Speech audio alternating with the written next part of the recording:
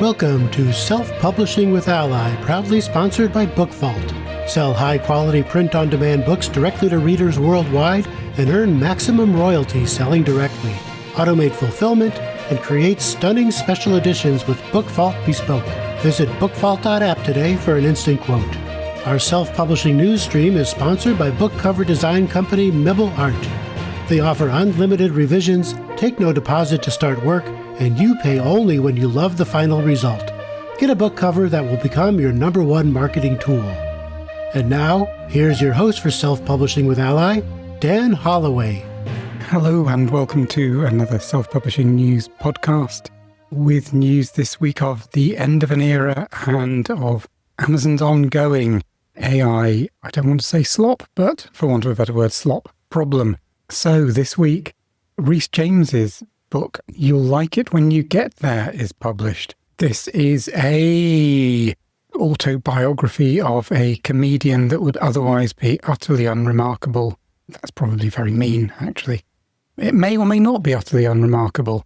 It has a review from David Sedaris, so who knows, it might be absolutely stunning. But it is in the news, and it is in the news because the author has noticed what many authors before have noticed, which is that if you type the title of the book in on Amazon and the author's name, you get a lot of results, some of which are not by the author, but instead are basically clickbait for AI-generated slop from people purporting to be the author and wanting to trap readers into buying books thinking they're getting something that they're actually not.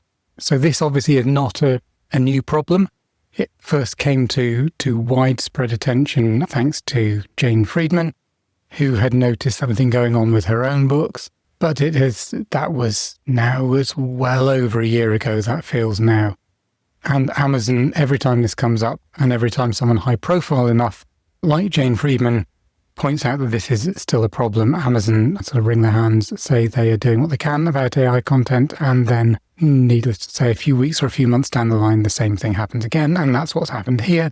And yes, Amazon points out it does what it can to avoid problems with fake AI-generated content, but still fake AI-generated content is appearing, and the Publishers Association has expressed its concern, and the reason it's expressed its concern is not just in this particular instance, but because this kind of thing happening too often will lead to a lack of confidence in the buying public, who won't trust that they're going to get what they think they're getting when they click to buy from Amazon. And if the public stop buying from Amazon, then obviously as indie authors, we know from all the surveys that I've been covering over the last year or so that a huge amount of our income comes from Amazon.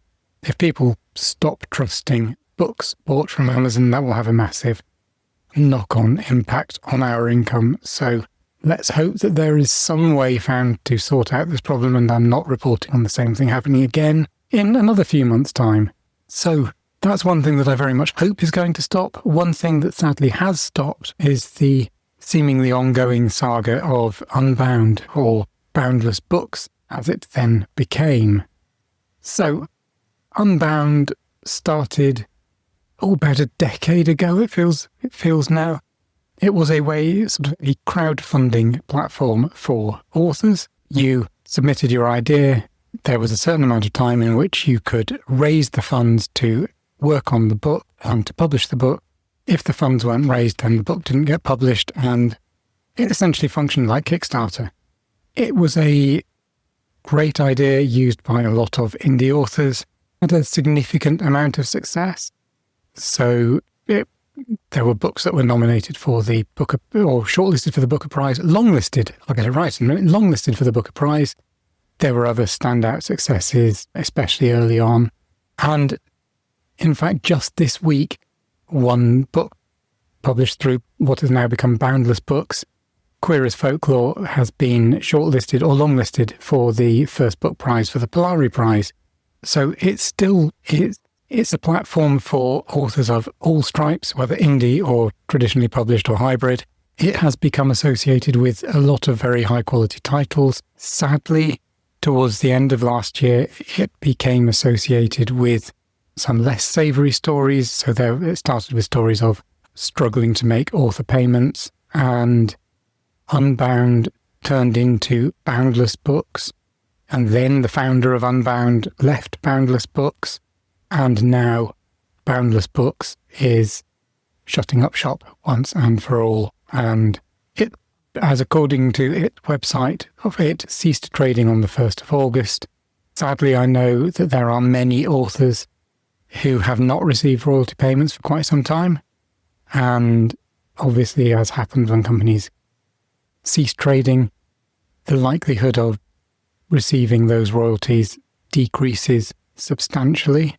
So a lot of people who put a lot of time and effort into projects through Unbound have been left with a very bitter taste, and with months, in some cases years, of their work evaporated and gone nowhere.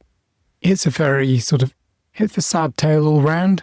It's finished in a rather sad way. So Boundless is part of it's a sibling imprint to another imprint, which is called Neem Tree Books, or Neem Tree Press. And it was the authors of Neem Tree Press who found out that imprint was going into administration, was basically ceasing trading. And then Boundless Books authors found out by roundabout routes or through social media rather than being contacted directly, and this again left a bad taste. And this is part of what seems to be the story when organisations like this go out of business. It's both a warning sign and quite possibly one of the reasons that things go wrong in the first place, when communications between the authors and the platform start to break down. And they started to break down really properly last year.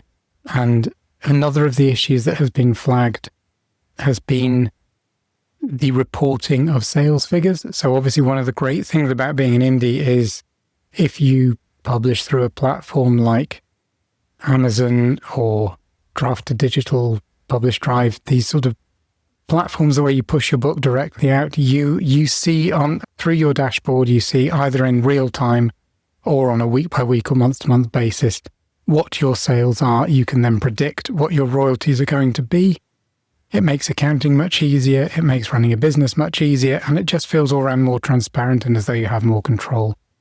It was when those figures stopped matching up with Audible that people really started getting worried, and the whole Audible Gate affair blew up.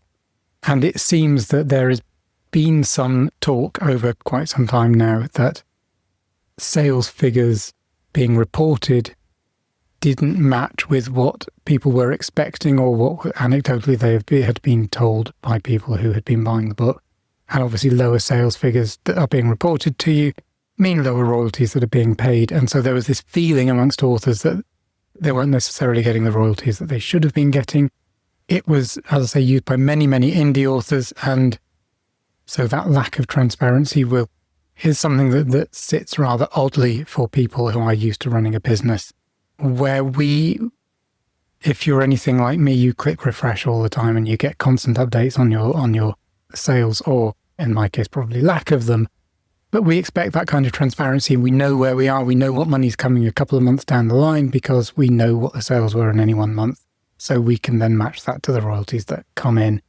And that seemed to be not happening. So it feels like a very familiar story. It's obviously a very sad story. There seems to be some positive news. So Will Atkinson, who is formerly of Atlantic Books, has claimed, or has been claimed in some places, to have set up a company called Wilton Square, which is aiming to provide a home for authors from Boundless and Unbound. What that means, what it means for books that were actually already published, what it means for the sales of those books isn't clear. At the moment, all I've been able to find out is that if I go to Companies House, which is where all the companies in the UK are registered, there is indeed a company called Wilton Square Limited that was set up by Will Atkinson on the 4th of August, so it's absolutely new. As more information comes out, I will, of course, bring it to you. And with that, I will look forward to seeing you and speaking to you same time next week. Have a lovely week. Those of you who are in places where it is very hot, stay safe and cool in the heat. Thank you very much. You've been listening to Self-Publishing with Ally, proudly sponsored by BookVault. Sell high-quality print-on-demand books directly to readers worldwide and earn maximum royalties selling directly. Automate fulfillment and create stunning special editions with BookVault Bespoke. Visit bookvault.app today for an instant quote. Our self-publishing news stream is sponsored by book cover company Mibble Art. They offer unlimited revisions, take no deposit to start work, and you pay only when you love the final result. Get a book cover that will become your #1 marketing tool. And if you haven't already, we invite you to join our association and become a self-publishing ally. You can do that at allianceindependentauthors.org.